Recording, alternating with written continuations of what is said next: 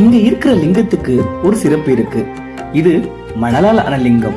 அதனால இதுக்கு தண்ணி ஊத்தி அபிஷேகம் பண்ண மாட்டாங்க. வெறும் எண்ணெய் காப்பு மட்டும்தான். இந்த லிங்கத்துல நடுவுல ஒரு சின்ன பிளவு இருக்கும். வலது பக்கம் சிவனாகவும் இடது பக்கம் சக்தியாகவும் இது சிவசக்தி லிங்கம்னு சொல்லுறாங்க.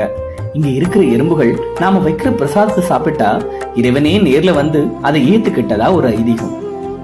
அப்புறம் இங்க இருக்கிற அம்மனோட பேர் நறுங்குழல் நாயகி. பாக்குறதுக்கே அவ்வளோ அழகா இருப்பாங்க. பிரகாரத்துல பாத்தீங்கன்னா பயத்தை போக்குற பைரவரும் செல்வத்தை தர கஜலட்சுமியும் நேருக்கு நேரா இருப்பாங்க. இவங்க ரெண்டு பேரையும் ஒரே நேரம் நம்ம தரிசிச்சு அவங்க ரெண்டு பேரையும் ஒரே நேரத்துல வணங்க முடியும். அப்படி வணங்குறதுனால குடும்பத்துல ரொம்ப நல்லது நடக்கும்னு சொல்லுறாங்க.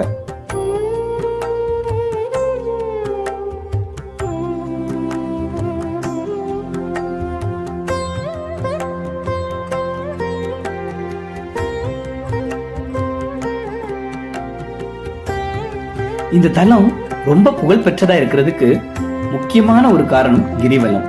ஒவ்வொரு முழுநிலவு அன்னைக்கும், அதாவது பௌர்ணமி அன்னைக்கு பல்லாயிரக்கணக்கான மக்கள் இங்க வந்து வெறும் காலால மலையை சுத்தி வர்றாங்க.